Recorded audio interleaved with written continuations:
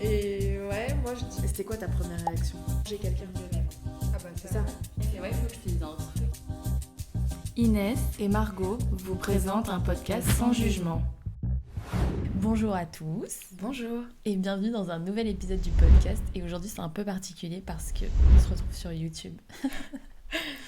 C'était quelque chose qui nous tenait un peu à cœur quand on avait commencé les podcasts, c'est de pouvoir les poster sur YouTube, parce que c'est vrai qu'au début avec les plateformes de streaming on en avait un peu bavé. Et pour le coup, bah là, du coup, vous allez nous voir nos têtes en 4D, quoi. Ouais, et normalement aussi sur Spotify, vous pouvez voir la vidéo. Oui, bon, alors ça reste... Bon, ça reste si vous... Enfin, si là, si quand on vous y arrive. écoutez, vous pouvez réussir, c'est génial. Voilà. Et aujourd'hui, on voulait aborder un thème qui est... bon, il y a beaucoup de podcasts, remarque, qui en parlent. Ouais, donc c'est vrai. Mais nous, on aimerait bien faire un point de vue aussi, peut-être un petit peu plus du point de vue de la kinésithérapie, sachant que Inès est dans le périnée. Mais du coup, ce serait sur la sexualité. Donc voilà, parce que c'est vrai que par notre métier, on est apporté à discuter beaucoup avec les patients et les patientes. Et ils se confient beaucoup. Et donc du coup, c'est vrai qu'on a beaucoup de conseils ou de choses à vous dire et à vous conseiller, ou même des intrigues intéressantes sur, par exemple, la sexualité après la maladie, ou même la sexualité à des certains âges, parce qu'on pense tous que les personnes âgées ne font plus l'amour, mais c'est faux. Oui, c'est faux, c'est différent faux. en fait. Et c'est des façons de faire complètement différentes. Donc du coup... aujourd'hui, donc on va commencer du coup un peu par qu'est-ce que la sexualité. La sexualité en France, on peut à partir donc de 15 ans, on est considéré comme actif sexuel, mais... c'est la majorité sexuelle, quoi. Voilà. Avant, c'était 16, je crois, si je dis pas de bêtises. Oui, et il y avait un débat pour le descendre à 14. Je trouve ça très jeune. Je sais pas en quelle classe t'es, 14, je crois que t'es en 5e. Non, t'as un peu plus quand même. 14, tu dois être en 4e. Peut-être. Parce que 15, tu passes le brevet des collèges. Oui. Ouais, mais c'est quand même jeune en vrai. Je sais pas, moi je sais que j'ai des copains qui l'avaient fait très tôt, et c'était... Enfin, moi j'avais trouvé ça tôt, mais c'était en 5e. Oui, c'est vrai. Ah, purée, moi, 5e, non, c'était plus 3e. Et je trouvais ça tôt, alors t'imagines. Oui. C'est vrai que pour le coup, en fait, c'est très personnel, mais il n'y a pas d'âge pour faire sa première fois. Non, je pense que c'était soit prêt ou soit pas, mais si tu es prêt à genre en 5e, bah ok. Oui, non mais complètement. Mais c'était avec une bonne personne, quoi. Oui. En fait, c'est vrai que pour le coup, je trouve que la première fois, on s'en fout un peu de l'âge à laquelle vous le faites. Mais il est vrai que moi, je connais beaucoup de personnes de mon entourage qui l'avaient fait plus tard et qui se sentaient un peu en mode... En retard. En retard. Ouais, je comprends. Et t'as beau dire oui, mais non, mais t'es pas du tout en retard, c'est bon, genre tu fais comme tu veux, à la vitesse à laquelle tu le sens. C'est vrai que quand tout le monde... Enfin, moi, c'est vrai que dans mes potes de potes, c'était pas les discussions les plus ouvertes sur ces thèmes-là, dans le sens où on parlait pas comme ça tout le temps. Mais au lycée, c'est vrai que la parole, c'était un peu plus ouverte et que des fois, on avait beaucoup de discussions autour de ça. Et quand tu es un peu exclu de ça parce que toi, tu l'as pas fait ou tu sais pas du tout de quoi les gens parlent, enfin... du coup, tu te sens un peu en dehors de tout ça et tu te dis, mince, genre, il faut que je me presse, alors qu'en vrai, genre, vraiment pas du tout. Mais ça dépend aussi dans quel collège, lycée tu es. Parce que quand c'est catholique, enfin un lycée privé, je trouve ça compliqué parce que t'as toujours ce truc de sacraliser un peu la sexualité. Et tu sais, c'était en mode plus des messes basses. Je sais pas, c'était un peu plus toxique que par exemple dans un lycée public. Moi, j'étais dans un lycée privé, hein. Et honnêtement, c'était beaucoup plus... axé sur le sexe tout le temps, mais ça devient un peu malsain. C'est public, hein. Genre vraiment c'était toujours le truc, oui. genre parce que c'était beaucoup interdit, t'avais pas le droit de te prendre la main, t'avais pas le droit de faire de bisous, donc enfin, tu prenais des heures de colle. C'était ridicule en vrai, mais genre c'est pas ça qui m'a empêché quoi que ce soit, enfin bref. Mais et au final je me rappelle que justement dans mon lycée c'était beaucoup plus axé sur la chose que par exemple dans d'autres lycées où c'était vraiment tranquille, quoi. Oui, mais c'était une façon de parler un peu plus... Enfin, moi, mon expérience, c'était un peu plus toxique que, par exemple, des lycées de ma vie qui pouvaient en parler tranquille, tu vois. Mais genre sans juger. Alors que là-bas, c'était un peu plus... on te juge. Oui. Si tu le fais tôt, si tu le fais pas, si... Tu vois. C'est vrai. Et je pense qu'en même temps, c'est un peu... ça fait partie de l'âge. Hein. Genre, oui, je pense au lycée, aussi. on est très dans le jugement, dans apporter un avis, tout ça. Et au final... c'est vrai que c'est quelque chose de tellement personnel, je trouve que c'est compliqué de pouvoir vraiment se dire là je suis dans la norme, là je suis pas dans la norme, mais qu'est-ce qu'est la norme? Parce que beaucoup de fois j'avais l'impression que beaucoup de gens parlaient beaucoup et disaient tout le temps en mode « Waouh, moi j'ai fait ci avec ce telle personne, j'ai fait ci, j'ai fait ça, nanana ». Et au final, après, en fait, on se rendait compte que jamais il y avait eu d'orgasme, jamais il y avait de trucs cool, en fait. Par rapport à ça, c'était toujours en mode checker des listes. Mais c'est vraiment ça, c'est prouver aux autres que toi aussi tu peux le faire. C'est ça. Alors que c'est trop dommage parce que c'est quelque chose de tellement personnel. Est-ce qu'il faudrait en parler? Est-ce qu'il faudrait pas en parler, etc. Je sais pas. Parce qu'au final, le fait d'en parler, il y a cette compétition malsaine qui peut se créer.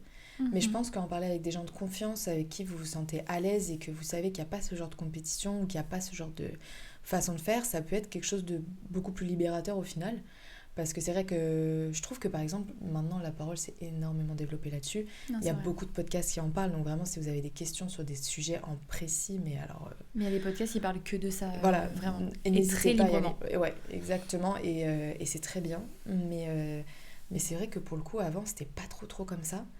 Et en fait, les gens se sont rendus compte que tout ce que tu veux faire, ou ce que tu peux, ou ce que tu te poses comme question à la sexualité, beaucoup de gens sont dans le même cas, hein, genre vraiment. Ouais, c'est vrai. Mais c'est vrai que, par exemple, toi, à quel âge t'as commencé à parler de la sexualité avec des proches? Je sais pas. Moi, purée, très bonne question. Est-ce que déjà t'as eu une conversation avec tes parents sur la sexualité? On m'a jamais assis autour d'une table et me dire « Ok, Inès, ça va se passer comme ça. Ouais. » Mais je sais qu'on en parlait surtout pour se protéger, tu sais, l'importance de tout ça. Et je pense que, je sais plus, je pense que j'ai dû être au fin collège, début lycée. Ouais, peut-être. Je sais pas. Mais c'est pas une parole qui est vraiment très très ouverte. Bon, on m'en parlait, enfin, tu sais, en mode, je savais les grandes lignes, ce qu'il fallait faire pour faire attention à toi, etc. Mais pour moi, c'était un sujet très... Enfin, j'étais très pudique sur ça. Et sinon, au lycée, je pense que j'en ai parlé très jeune avec les gens qui m'entouraient. Ouais. Parce qu'ils en parlaient beaucoup. Et moi, c'était un truc, je me disais, mais déjà, genre moi, c'était pas du tout mon truc, j'étais pas du tout intéressée ni rien. Et du coup, t'es quand même baignée dans ça par rapport à ce que tes copines vivent, etc. Des trucs cool et pas très cool aussi. Et donc, tu vois un peu de tout. Ouais. Mais je pense que non, on en a quand même parlé. Enfin, je savais les trucs importants.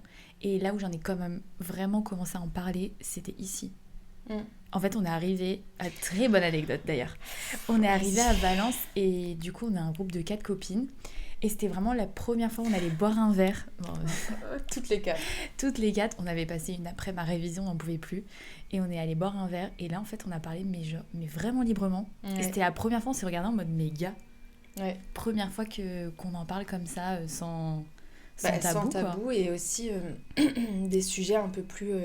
précis et des sujets un peu plus tabous, enfin dans le tabou, que d'habitude c'est pas juste t'as couché avec telle personne ou machin, mais vraiment dans des trucs plus tabous que d'habitude ne sont pas abordés. Oui, assez personnel quoi. Et c'est vrai que c'était fou parce que ça s'est fait super naturellement, et après on s'est dit punaise, c'est fou parce qu'en Espagne ils parlent beaucoup librement de ça, mais alors je trouve. Ah ouais, mes potes, moi en Espagne c'est un délire, mais très jeune, mais accepter tout le monde, ça n'a pas du tout été les mêmes expériences qu'en France.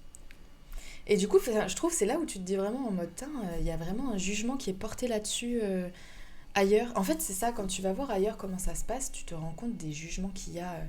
Même moi, pour avoir des cousins aux États-Unis, c'est pas du tout les mêmes façons de faire qu'en France. Ouais. Donc déjà, bon, après, c'est autre continent, donc tu me diras pourquoi pas, mais l'Espagne qui est frontalier, déjà, n'a pas du tout les mêmes façons de faire, et je trouve ça fou. C'est vrai que ça n'a... Mais même quand tu vas voir au Brésil et tout... les gens, pour se dire bonjour, ils se font un pico, genre un bisou. Oui. Tu vois, c'est des trucs, en France, tu dis ça, genre, pas du tout. Ça, après, c'est, des questions de mais je veux dire, de façon de faire. La sexualité, ça n'a pas du tout la même place et la même intimité. En France, sur ça, tout le monde est un peu très pudique, quoi, de base. En Espagne, pas du tout. Moi, mes potes, ils ont commencé à en parler super jeunes. Et c'était pas forcément que hétérosexuel. Oui. C'est vraiment parler de tout. Ils étaient en mode, ouais, t'as une copine, t'as un copain, c'est pas grave, raconte-nous et tout. Genre très, très, très ouvert, c'est vrai. Moi, ça m'a beaucoup aidé. Parce que tu te dis, en fait, oui, ça te normalise. Ouais, ça normalise le fait que la sexualité, c'est normal, quoi. Ça doit pas être tabou. Ouais. Mais je trouve aussi, par exemple, la sexualité dans les écoles. Genre, comment, par exemple, en Espagne, tes potes s'étaient abordés? Est-ce que c'était abordé dans les écoles? Parce qu'en France, quand nous, on était au collège, on avait eu une intervention. Non, mais l'intervention, c'était 2 heures. Voilà. Bon. Sur une banane, gars. Voilà. Comment mettre un préservatif. Est-ce que ça aurait pu être tourné autrement? Bien sûr que oui. Ouais. Est-ce que ça aurait pu être mieux fait? Aussi. Parce qu'en fait, il n'y a jamais... je crois que le consentement était quand même abordé. Ouais, mais oui, le consentement, mais moi je m'en rappelle pas vraiment non plus beaucoup. Et c'est surtout le désir. C'était pas du tout expliqué pour la femme ou pour. C'était plus centré ne pas parler de sur l'homme. masturbation, je trouve ça fou. Oui, c'est vrai. Parce que c'est un truc que les collégiens expérimentent probablement en grande majorité. Et genre ne Très jeune en plus. Mais c'est ça, et ne pas en parler et dire écoutez, c'est quelque chose de normal, ce n'est pas quelque chose de sale ou c'est pas quelque chose qui est. Oui, c'est vrai. Pas bien, genre ne pas évidemment promulguer à dire faites tout ça chez vous ce soir, Non. mais plus de dire c'est normal et ça fait partie du développement, de se chercher, de se connaître et en fait de le rendre un peu plus normal et voilà, c'est ok que tout, vous pouvez le faire ou ne pas le faire, mais c'est ok et ça fait pas de vous quelqu'un de mauvais. Et je trouve que ça a été dommage que ce soit pas du tout abordé ça, l'orgasme, le plaisir féminin, le plaisir masculin, mais le consentement il était extrêmement que féminin, on nous a jamais parlé du consentement masculin. Non. Genre il y avait que des trucs comme ça où je me suis dit c'est trop dommage parce que ça devrait être une matière à part entière. Enfin franchement on a des matières nulles. Ouais, ou je sais pas, des séminaires pendant 2 jours où tu parles que de ça, t'as des intervenants cool, mais maintenant ça se fait plus. Même, si ça a à voir, mais par exemple, il y a plein d'intervenants de personnes transgenres qui viennent expliquer et tout, la transidentité. Je crois que ça a fait très polémique ça, non ? Ouais, mais alors sur Insta, j'en vois plein. C'est catholiques qui avaient refusé, et du coup... Ouais, c'est vrai. Bon, les cathos, oui. Ils avaient refusé, je crois, et donc du coup, je crois que c'était des drag queens qui étaient venues. Je me rappelle plus du tout de cette histoire, donc je vais pas dire de bêtises, mais je crois que c'était parti un peu en cacahuète. Mais du coup, pour revenir sur ta question, en Espagne, je pense que la parole est assez libérée sur ça. Même Il y a des interventions ? Oui, oui. Genre, moi, de mes potes, de ce qu'ils m'avaient raconté, oui. Mais c'est surtout que entre eux, ils sont tellement libres que même avec les profs, ils peuvent en parler. C'est pas du tout la même relation que nous, on a avec les profs en France. Oui, c'est vrai. Ça, c'est que vraiment, ils s'envoient des blagues. En fait, ils ont des groupes, des fois, WhatsApp, par rapport au... en fait, si le soir, ils rentrent, ils ont une question sur un exo, ils envoient un WhatsApp à leur prof. Et ils se répondent et tout, et ils se font des blagues. Enfin, vraiment, c'est un truc, ils vont boire des cafés ensemble, et il y a vraiment cette proximité de... t'as un problème, tu vas en parler. Ouais. Oui, donc du coup, je suppose que même... après, de là, aller parler de sexualité avec ton prof... Mais en fait, il parle de... vraiment, c'est un truc, on n'arrive pas trop à s'imaginer, mais moi, quand il me racontait, je suis en mode purée, genre, quand même. Mais on le voyait déjà, je trouve, là, dans notre école, que c'était pas la même vibe. Non, ils étaient amis. Genre, c'est vraiment un truc d'amitié. Et je trouve ça cool, parce que quand ils sont en cours, t'as ce truc de... c'est le prof, l'autorité. Mais quand même, tout le monde est un peu égalitaire. Et j'aime bien. Ok. Et toi qui traites avec beaucoup de patientes, plutôt des patientes, tu as des patientes âgées un peu ou pas du tout ? Ou c'est plutôt femme enceinte Non, j'avais femme enceinte. J'ai des personnes âgées, par exemple, qui ont eu une maladie. Okay. Et du coup, on parlait beaucoup de la sexualité après. Et aussi, une fois en stage, j'avais une dame très âgée. On va me taper sur les doigts. Mais elle avait 75 ans. Okay. Et elle avait perdu son mari il y a très très longtemps. Du coup, elle était veuve. Et elle parlait de sa sexualité. Après. Ok. Parce qu'elle disait, en fait, j'ai encore des envies à 75 ans. Mais sauf qu'elle avait peur, extrêmement peur de pas lubrifier. Elle était là, mais elle nous parlait avec des mots crus. Elle était en mode, mais en fait, là, ça peut pas rentrer. Genre, vraiment, je peux pas. Genre, c'est trop sec et tout. Et du coup, on lui parlait de tout ce qu'elle pouvait faire. Parce qu'en fait, il y a plein de choses à faire pour réussir. Et que si elle avait envie, en fait, il fallait pas qu'elle se dise non parce que je suis trop âgée. Et elle nous racontait ces petites histoires elle allait danser avec des garçons et tout. Il y avait quelqu'un qui lui plaisait plutôt bien. Et elle était en mode, mais j'ai peur de le faire venir chez moi et tout. Mais en fait, c'est les mêmes problématiques que genre quand t'as 20 ans, tu vois. Juste là, elle était un peu plus âgée. Et du coup, les mêmes problématiques, oui et non, mais je veux dire dans le truc de flirter, etc. Et au final, on lui avait parlé aussi des jouets qu'elle pouvait acheter pour elle, genre bien connaître son corps. Parce qu'en fait, ton corps, il change tellement que... Genre, c'est un apprentissage constant, perpétuel toute ta vie. Et au final, anecdote, elle a réussi et tout, à avoir une petite sexualité. Et du coup, chouette, genre, on était très contente. Ok, trop bien. Ouais, franchement, trop bien. Mais c'est la première fois, je pense, et la dernière fois qu'une personne plus âgée, on va dire que moi, m'a parlé comme ça super librement, quoi. Moi, il y avait eu une patiente où c'était l'inverse. Elle avait eu un cancer et après les traitements, c'est des traitements hormonaux, etc. Et elle avait plus du tout d'appétit sexuel, mais rien, genre vraiment plus rien. Et Ouais. son mari, lui encore. Et du coup, il y avait beaucoup cette question de comment tu fais à ce moment-là, quoi. Parce que c'est soit tu trouves des terrains d'entente, soit tu essayes de trouver des choses, ou peut-être ça peut te réveiller toi, ton appétit sexuel, Ouais, parce c'est vrai. qu'il y a plein de choses, il y a des sexologues qui peuvent très bien vous conseiller, que ce soit pas forcément des médicaments, mais même des naturopathes ou autres qui peuvent vous conseiller des Oui. choses à essayer. Il faut trouver un peu ce qui marche pour vous. Si en tout cas c'est quelque chose que vous voulez quand même continuer, même si vous n'avez plus d'appétit tel quel. Et au final, enfin d'appétit sexuel, c'est vrai que c'est l'impression qu'on passe cette table. Mais au final, c'est qu'il y a plein de choses à faire et c'est des trucs où je comprends parce que t'as ce côté un peu de... T'as un côté honteux où tu te dis pourquoi je fonctionne plus normalement, pourquoi avec beaucoup de questions. Et au final, des fois, le blocage, il est émotionnel. C'est déjà arrivé qu'en fait, il faille suivre une thérapie pour essayer de creuser le pourquoi du comment et qu'en fait, c'était que le corps avait eu un trop gros choc et s'était complètement renfermé. Et au final, elle a réussi à avoir une sexualité après qu'elle a réussi à reprendre, mais ça a pris du temps et de la dédication. Enfin, vraiment, elle a passé du temps dessus, à essayer de comprendre le pourquoi du comment et trouver des solutions. Mais c'est vrai que quand tu le dis, bah oui, mais si t'as pas envie, il faut le vouloir, alors que t'as pas envie, je comprends qu'au début, tu te dises, oh, j'ai déjà passé tellement de trucs, tellement d'épreuves, genre j'ai pas envie de me remettre dans un truc comme ça, quoi. Non, mais je pense, enfin, la sexualité, c'est important de le rappeler, ça doit être du plaisir. Donc, si à un moment donné, t'as plus envie, c'est pas non plus grave. Et c'est vrai que je suis d'accord avec ce que t'as dit. De si t'as envie, c'est comme un petit jardin qu'il faut arroser tous les jours, quoi. Faut l'entretenir. Ouais, il faut le cultiver, il y a plein de choses. Et moi, pareil, j'avais une patiente aussi, elle avait eu des cancers, etc. 3. Et à la fin, elle disait, mais en fait, elle avait plus envie d'avoir de rapports sexuels, mais de pénétration. Elle disait, moi, ça me fait pas kiffer. Et j'étais en mode, mais tu n'es pas obligée d'avoir ça, tu vois, t'as plein d'autres choses, etc. Et au début, elle se forçait parce qu'elle pensait que les garçons aimaient que ça, que c'était leur partie préférée.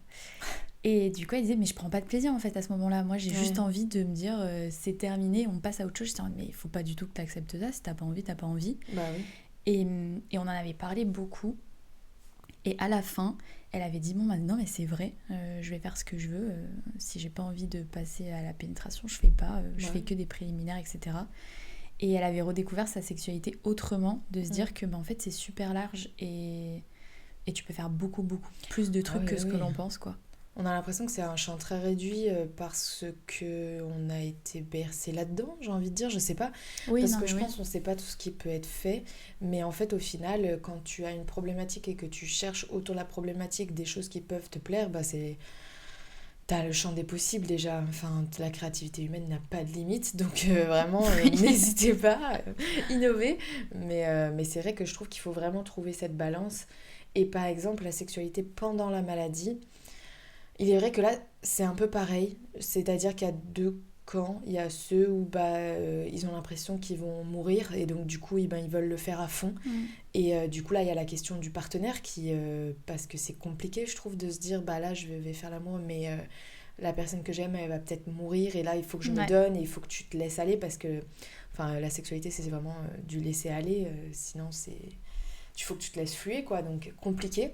Et après, tu avais l'opposé où où la personne malade ne veut vraiment pas parce que ça la fatigue ou autre. Et du coup, tu as aussi le partenaire en question qui, lui, du coup, n'a rien du tout et qui peut-être a d'autres envies, telles que partager ces moments-là avec la personne qu'il aime parce que la maladie, ça lui fait peur ou autre. Enfin, en fait, chacun est tellement libre de réagir comme il veut face à ça et face à des situations qu'au final, c'est vraiment propre à chacun. Mais il faut vraiment pas hésiter à en parler, quoi. C'est vrai que du coup, moi, j'en discutais pas mal, avec ceux en processus oncologique. Et t'as ce truc, cette idée de... par exemple, si elle me disait, moi, j'ai beaucoup d'envie et lui, non, de amener, comment elle peut l'amener à la discussion son partenaire. Parce qu'en fait, ce que je me rends compte dans ces trucs de sexualité, c'est que la majeure partie du temps, les problèmes, c'est parce qu'il n'y a pas de communication libre. Ou alors, il y a une fausse communication. On a l'impression qu'on communique, mais en fait, il n'y en a pas du tout. Non, c'est vrai que je pense que le point le plus important, c'est la communication et dire toi ce que tu désires. Parce que si ton partenaire aussi, il est libre sur ça et que vous parlez bien, tu trouves toujours un terrain d'entente, quoi. Ouais, un entre-deux qui satisfait aux deux. Ouais. Non, je suis d'accord. Sans se forcer, mais en mettant des choses... en mettant des choses en place pour que, imaginons si vous avez pas, vous êtes en pleine maladie, bah voilà, cas scénario, vous êtes en plein cancer, votre partenaire il a des envies et vous en avez pas parce que vous êtes fatigué ou autre, bah de mettre en place une journée où vraiment c'est repos, c'est machin, on se laisse fluer, on se laisse porter, on se détend, on essaie de mettre des trucs qui vont provoquer en fait cette situation. Ouais, c'est important le contexte. C'est ça, et mettre du contexte dans ce que vous faites, mais c'est très important. Non, c'est ça. Et faut ça, un peu romantiser le fait ouais. de faire des choses sexuelles, quoi. Je trouve qu'il faut le romantiser et puis même ouais, faut l'arroser, comme tu dis, dans ton jardin secret. Genre, faut l'entretenir, faut se dire, ok, bah là, je vais essayer de, moi, dans ma tête, me préparer au fait que, si vous avez vraiment pas d'envie, vraiment de vous dire, genre, vous imaginez des trucs, des scènes, des machins, et en fait, de amener un peu cette envie sur la table, quoi. Non, je suis d'accord. Mais il y a aussi... Je parle beaucoup de table, hein. Beaucoup de nourriture, enfin. Il y a aussi beaucoup ce truc d'avoir confiance en soi. Oui, mais ça c'est pareil, pendant la maladie, tu essaies de réapprendre à avoir confiance et en avec fait, tous les changements. Toutes les femmes, surtout à qui j'ai parlé de ça, il y a toujours cette problématique de confiance en soi. D'avoir peur d'être rejetée, ou d'avoir peur d'être pas assez, ou d'avoir peur de plus plaire comme Par exemple, si le garçon ne veut pas, parce qu'en fait tout le monde pense que les garçons, ils ont une envie tous les jours, tout le temps, qu'ils vont jamais dire non. Et c'est vrai qu'elles avaient peur de, imagine... là elle a envie, elle y va et le garçon dit non, de se sentir vraiment rejeté, de dire ok, là c'est moi qui ai un problème, quoi. Et ça c'est vrai qu'on n'en parle pas assez, je trouve, du désir en fait finalement masculin. Ouais. Parce qu'on pense tout le temps qu'ils ont vraiment tout le temps envie et que si un jour ils disent non, bah c'est que là il y a un vrai problème, alors que pas du tout. Et ça c'est vrai que c'est comment on dit en français, c'est des pensées que tu dois changer, quoi, des fausses croyances, voilà, on va dire. Oui, bah c'est ça, c'est des fausses croyances. Des idées reçues. Des idées reçues, exactement. Ouais, non mais oui, complètement. Mais encore une fois, hein, communication. Parce qu'au final, c'est pareil, demain, imaginons, bah moi du coup, imaginons, ton copain il vient te voir, il veut et que t'as pas envie, il y a aussi une manière de dire les choses.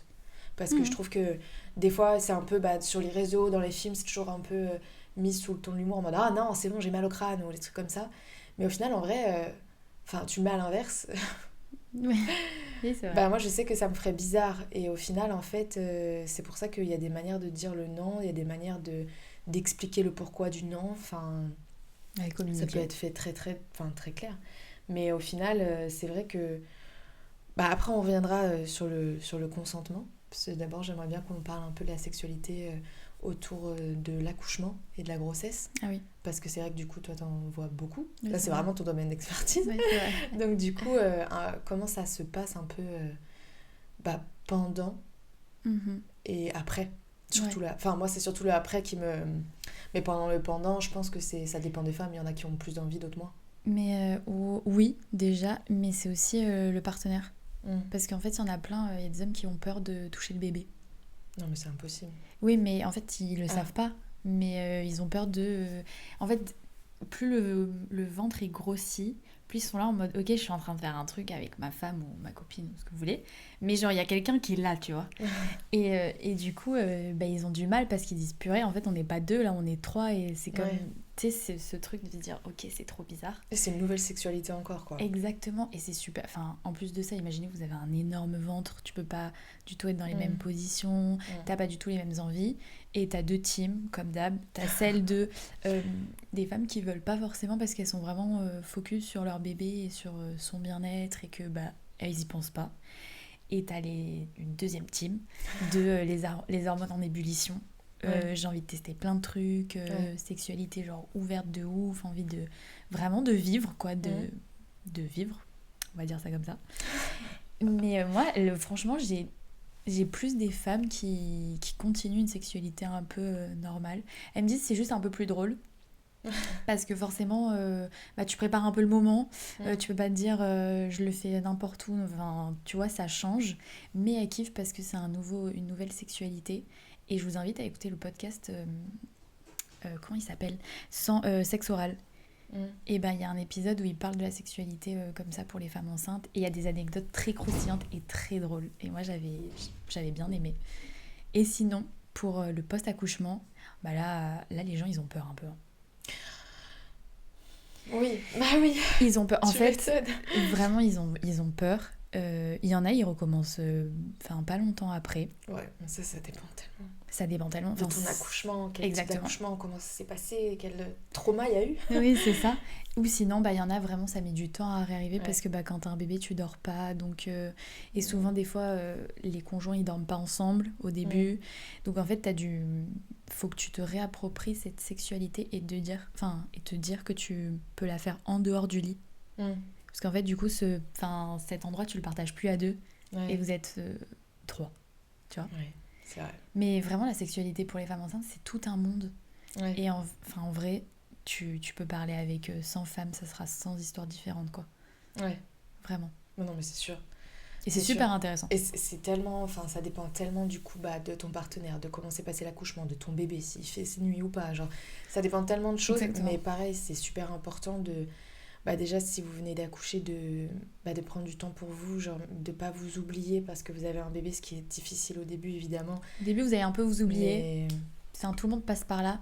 Mais c'est vrai qu'avec le temps, à un moment donné, tu te dis, ok, non, avant d'être maman, je suis une femme, quoi. Ouais, c'est ça. Nous, on l'a pas encore vécu, donc c'est juste pour parler. Mais de ce que j'ai vu, c'est vraiment ça qui en découle. Mais c'est vrai que pour avoir fait à un moment, je travaillais dans un truc de périnéologie, une clinique, pas un truc, mais une clinique de périnéologie, et on parlait de patientes, donc même très jeunes, enfin de mon âge, donc très jeune, calmons-nous, mais voilà, dans la vingtaine, qui en fait déjà n'avaient plus, déjà je dis ça comme ça, mais qui n'avaient plus d'appétit sexuel. Et en fait, du coup, il y a eu cette question qu'on abordait parce que du coup, la personne avec qui je travaillais était très, très axée dans la sexualité, le psychologique, l'accompagnement, etc. Et en fait, dans la majeure partie des cas, c'était un problème d'environnement. Ouais, donc, que par exemple, toujours, il y avait les écrans pas loin. Genre que le soir, dans le lit, c'est les écrans. Les écrans, ils sont pas dehors, mais donc tu casses un peu tous les moments où tu pourrais créer de l'envie sans t'en rendre compte parce que tu es sans cesse par des stimulations extérieures. Et donc elle travaillait beaucoup donc avec cette histoire de parasympathique. Donc parasympathique, c'est un système nerveux qu'on a. On a l'autonome et le parasympathique, enfin le sympathique et le parasympathique. Et c'est celui qui fait qu'on est relâché. Donc c'est-à-dire c'est le moment où en fait on va avoir de l'appétit sexuel, on va avoir de l'appétit pour manger aussi. On va être, c'est par exemple après avoir mangé cet état un peu béant et sympa où t'es pas stressé du tout.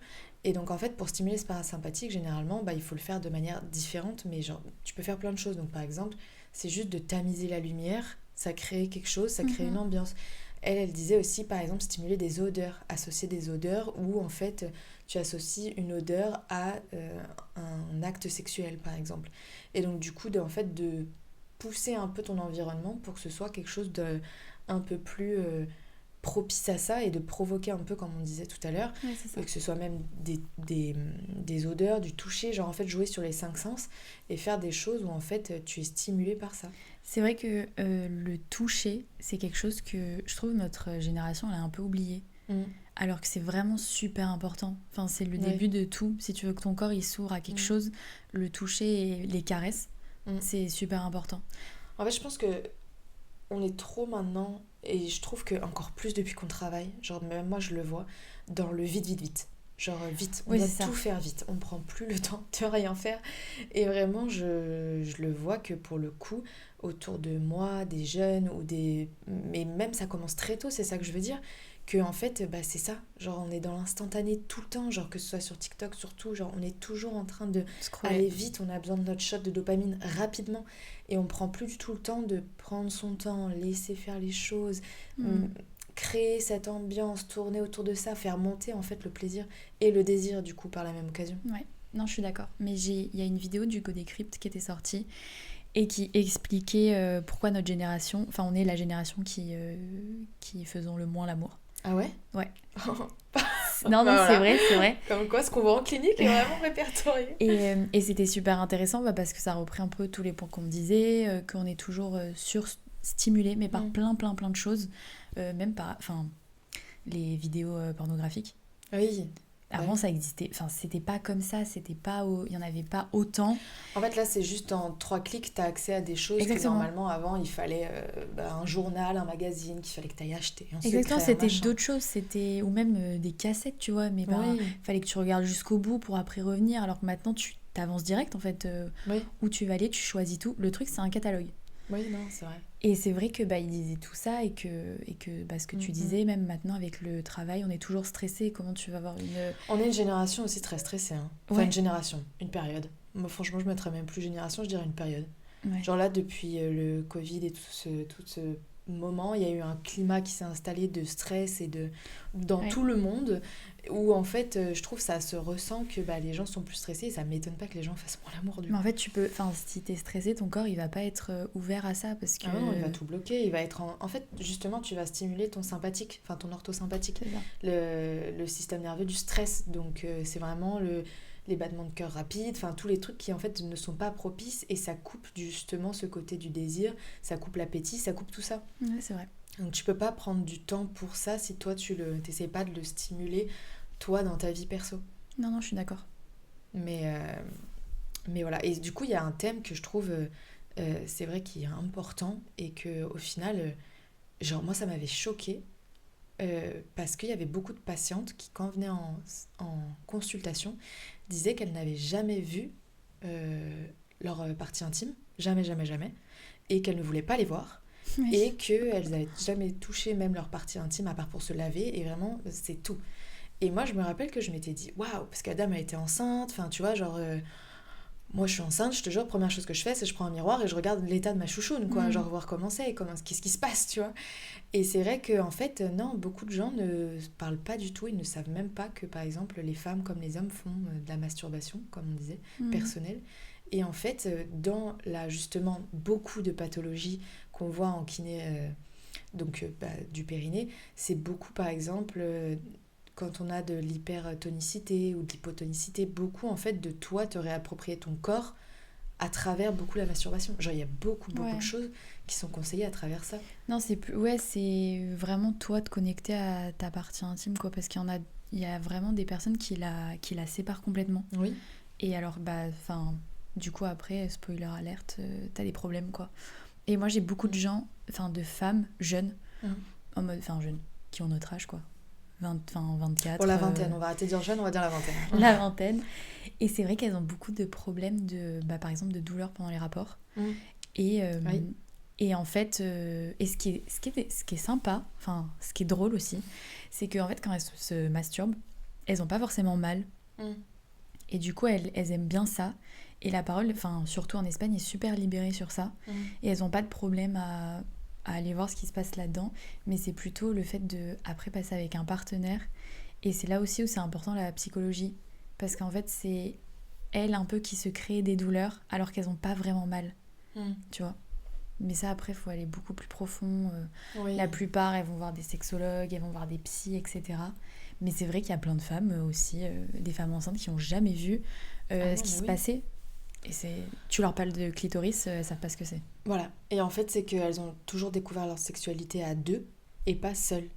Je dis pas qu'il y a un ordre pour faire les choses. Je pense que c'est toujours jamais trop tard pour faire quoi que ce soit. Mais il est vrai que quand tu apprends à te connaître toi d'abord, c'est plus facile pour de guider ton partenaire, que ce soit masculin, féminin ou autre.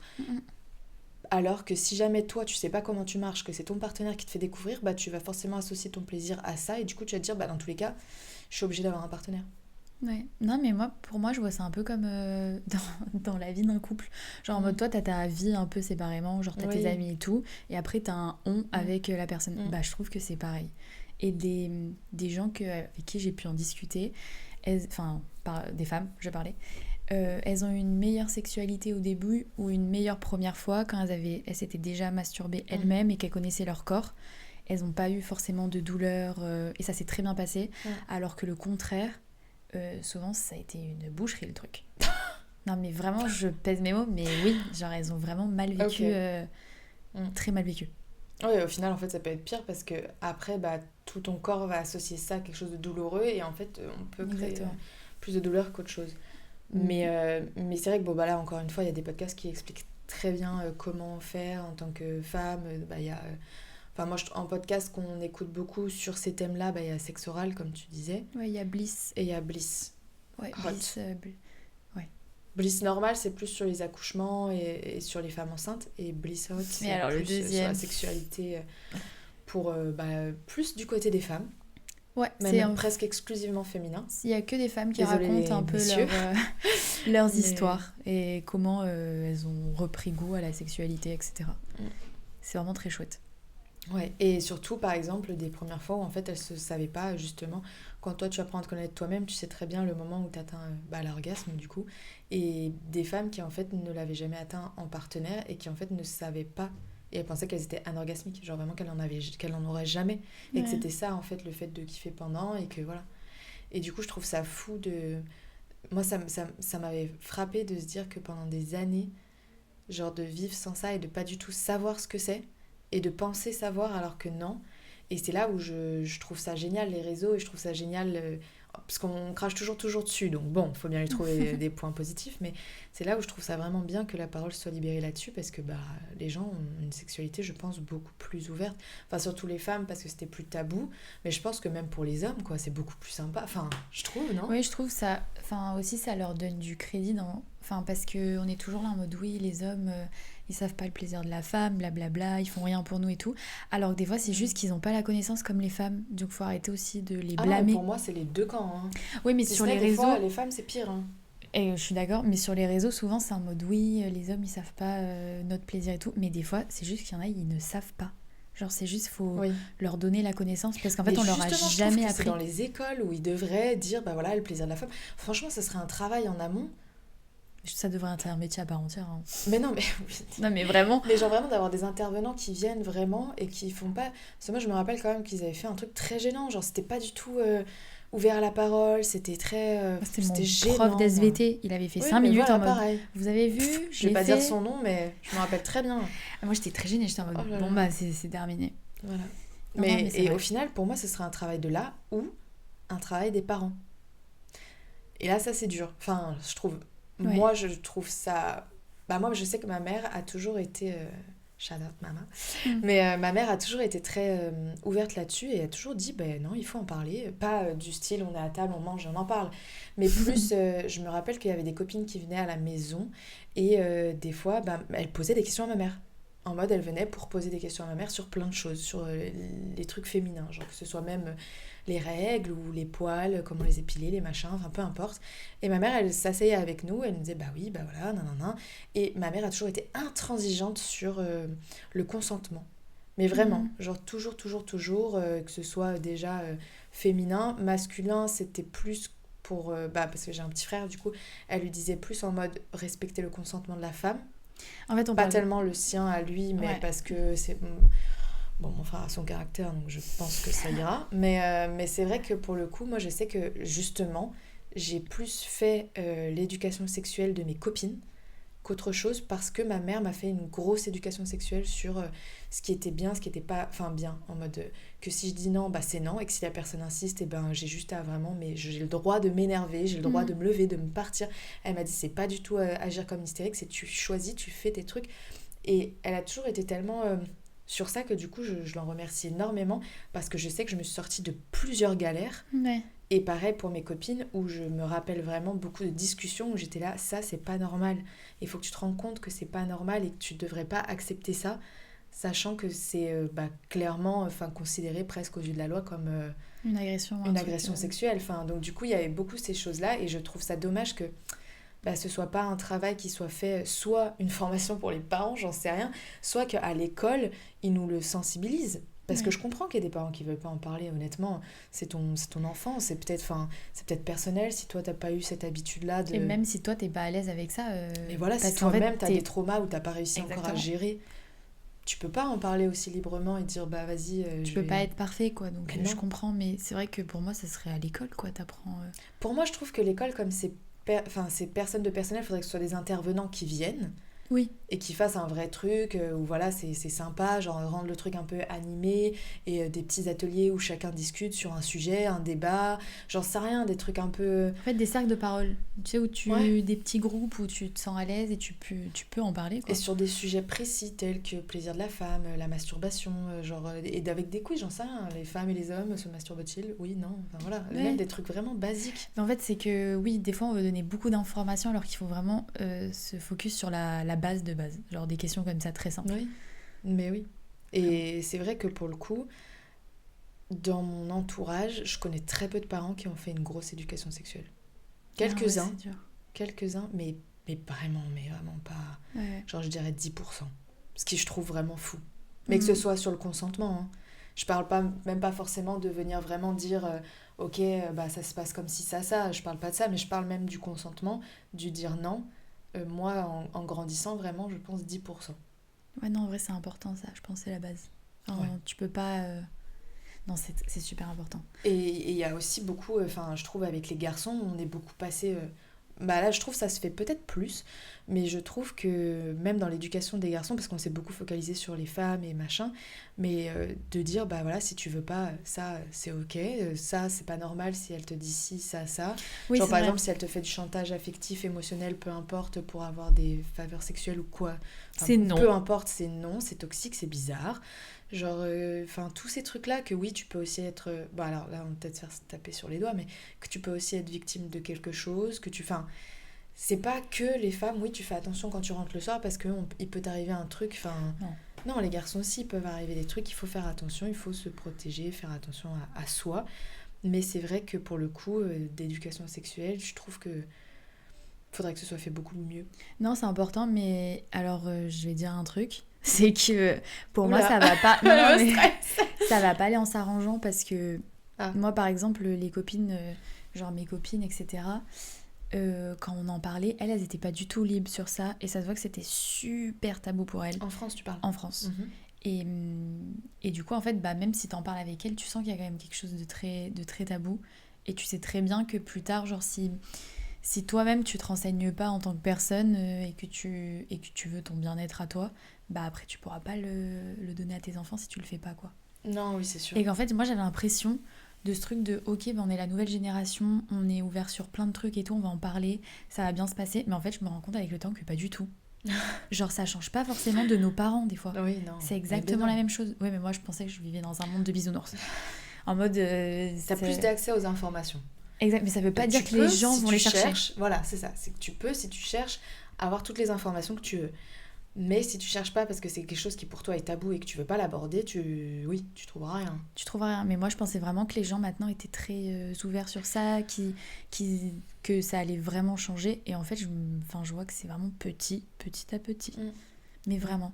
Mais moi, je trouve que je sais que justement, des copines avec qui, bah, en France, on avait parlé, vite fait. Et c'était autour d'un repas.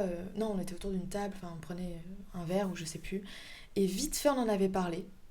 Et, et en mode, elle était, ah, oh là là, non, mais pour moi, c'est trop. Enfin, on parlait donc du plaisir solo ou du plaisir féminin, bah, voilà, Mhm. enfin, avec ton partenaire, mais voilà.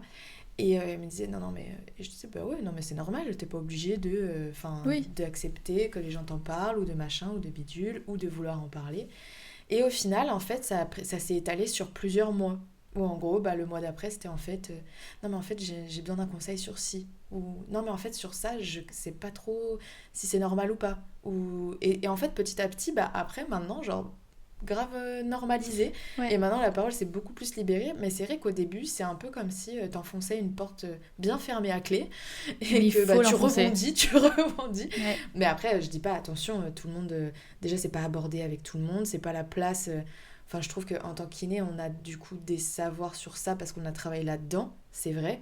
Moi, c'était plus ce genre d'informations, évidemment, que je partageais. Mais tu vois, tout le monde n'a pas envie de les écouter, quoi. Et Donc, c'est ok. et c'est ok. Et pour moi, c'est plus dire, bah voilà, je suis là si jamais tu veux en discuter parce que bah, franchement, j'ai 10%, 15% de formation là-dessus. Hein. Vraiment, je suis pas une experte. Mais tu vois, je sais que, par exemple, maintenant, j'ai une amie qui avait eu un souci dans ce domaine-là. Et je lui avais dit, écoute, moi, j'ai l'impression que c'est ça, sachant que je connais vraiment 15%, c'est vraiment, je suis pas experte là-dedans. Et du coup, je l'ai dérivé à une Une kiné. consoeur. Ouais. Ah, on peut dire ça maintenant. Bref. Bah, on n'est pas encore kiné français, donc doucement. Ouais, bon bah une sœur française et au final et ben maintenant elle a pu être prise en charge par une vraie quelqu'un de vraiment professionnel là-dedans depuis des années et au final je trouve ça trop cool de pouvoir dire bah voilà au moins je suis un petit point où les gens s'ils veulent m'en parler après moi je peux dériver dire Ouais. ok si ça et ça j'ai trouvé ça trop cool. Non, c'est vrai. Moi aussi, pareil. Bah, on va bientôt faire un épisode de podcast Oui. sur de l'endométriose, etc. Et j'ai une amie en France, vraiment, mais je me suis rendu compte que la parole était vraiment pas libérée sur plein de trucs, c'était abusé. Ouais. Et vraiment, chaque fois, elle m'en parlait et c'était dinguerie sur dinguerie. Et j'étais là en mode, gars, genre, est-ce qu'on t'a dit ça, et tout. Ouais. Et je sais que maintenant, ça va mieux, beaucoup mieux. Enfin, du coup, elle nous en parlera, ça va être chouette. Oui. Et j'avais aussi kiffé lui donner des conseils et tout, et en parler avec elle. Mais c'était surtout, en fait, de l'éducation. En grande majeure partie du temps, c'est ça. Hein. Parce qu'en fait, les gens, ils sont pas conscients. De savoir ce qui est normal et ou pas. ils savent pas que ça existe. Parce que vraiment, il y en a, ils se pensent que pas du tout. Les kinés qui s'occupent des femmes enceintes, ça n'existe pas. Oui, les déjà. kinés qui peuvent t'aider pour ta sexualité, ça n'existe pas, alors que si. Et c'est vrai que, en fait, il faut juste... Tu lâches une phrase en mode, ouais, je suis là, si jamais tu m'en parlais. Exactement. Et si un jour, peut-être... genre, par exemple, moi, ma copine, ça en est rappelé, elle a fait, oh putain, oui, je vais... Allez voir Inès. Mais moi, c'est vraiment pareil au final. C'est un peu. Bon, alors, je reçois vraiment aussi des messages pour des tendinites, ne vous inquiétez pas, c'est pas que ça. Mais c'est vrai que du coup, comme. Parce que, en fait, le fait est que je trouve que pour vraiment débloquer un peu la parole sur ça, c'est de parler d'histoires d'autres personnes, toujours en bienveillance. Mais par exemple, c'est vrai que moi, il y avait des histoires qui me faisaient rappeler à ces personnes et je disais, tu vois, là, j'ai une patiente, il s'est passé ci, ça. Et donc du coup, nous en tant que kiné, on a travaillé ci, ça, on a conseillé ci, ça, tu vois, genre, et puis c'était vraiment en mode des fois, non, comme j'ai dit, repousser, et en fait au final après c'est vrai que d'entendre les histoires des autres, je trouve que c'est ce qui te fait toi te dire en mode est-ce que moi c'est pareil, est-ce qu'il y a des cas similaires, mais est-ce que je peux être aidée, et oui vous pouvez toujours être aidée pour tout, hein. Mais c'est vrai que quand t'es dans un brouhaha médical où personne sait comment t'aider, comment t'orienter. Et que t'as plein de diagnostics différents, en fait, c'est horrible. Voilà. C'est vrai qu'à un moment, tu peux te dire en mode... Mais pour moi, je trouve qu'il ne faut pas désespérer parce que vous allez rencontrer votre praticien qui va vous changer la vie, ou qui... Enfin, peut-être pas vous changer la vie, mais qui va vous aider. Mais c'est vrai qu'il y en a beaucoup, nous, qui venaient même des fois sur des douleurs chroniques, donc pas trop en rapport, mais voilà, qui venaient, ça faisait 15 ans, hein, et c'était dans un brouhaha médical, où voilà, et ils ont rencontré Jordi. Et au final, c'est fini, genre maintenant, 2 semaines, ils avaient plus mal, j'étais là en mode, ok. Non, c'est vrai que c'est important de pouvoir en parler, et c'est vrai que d'échanger avec plein d'autres personnes, je trouve que ça fait vraiment... En fait, c'est plus ça, ouais. C'est une introspection aussi que t'as sur toi, même nous. Tu sais, quand t'entends des trucs et tout, moi je fais que réfléchir en mode, mais c'est vrai. Et t'apprends tout le temps des choses, et en fait, tu pioches un peu de partout, et au final, t'arrives à faire ton petit chemin, quoi. Mais c'est vraiment ça. Et au final, c'est vrai que nous, on a de la chance, de travailler avec des humains et d'être sans cesse... C'est beau ce qu'on dit, gars. Non, mais c'est vrai. D'être sans cesse au contact de plein de personnes. Donc, tu vois, c'est plein d'échantillons de plein de personnes. Ça te stimule de ouf. Et en fait, au final, je sais pas comment, mais des fois, vraiment, les sujets arrivent sur la table, hein, vraiment. Et au final, c'est là où tu apprends vraiment plein de choses. Et comme tu dis, quand tu pars de ce qu'il te dit, tu te fais une introspection et tu te dis, ok, c'est normal, c'est pas normal, le pourquoi, du comment. Et c'est vrai que, non, c'est super intéressant. Moi, j'adore. Ouais, non, c'est vrai. En vrai, les métiers humains, c'est trop chouette. Ouais. T'es tout le temps stimulé, t'apprends tout le temps, et je trouve que c'est ça un peu la richesse de notre métier de kiné. Exactement. Là. Bref, donc voilà, on espère que cet épisode vous a plu, et franchement, n'hésitez pas, si vous avez des questions, à aller voir des personnes de confiance du corps médical ou autres, que ce soit votre famille ou des copains ou copines avec qui vous savez que la discussion est ouverte et qu'il n'y a pas de jugement, parce que c'est vraiment le plus important. Oui. Mais vraiment, on espère que cet épisode vous a plu, et puis... Et j'allais dire que, maintenant, du coup, on est sur YouTube, donc si vous avez quelque chose à dire, vous pouvez mettre un petit commentaire. Et même sur Spotify, vous pouvez. Normalement, oui. Et on va changer quand même un peu nos sorties d'épisodes. Exactement. Donc maintenant, ce sera toutes les 2 semaines pour qu'on ait bien le temps de faire un truc un peu quali sur YouTube. Et voilà. Et on vous souhaite une très bonne journée ou une très bonne soirée. Ça dépend quand vous écoutez ça. Voilà. Et puis à bientôt. À bientôt. Si vous avez aimé le podcast, n'hésitez pas à vous abonner et nous suivre sur Instagram. On se revoit dimanche à 14h.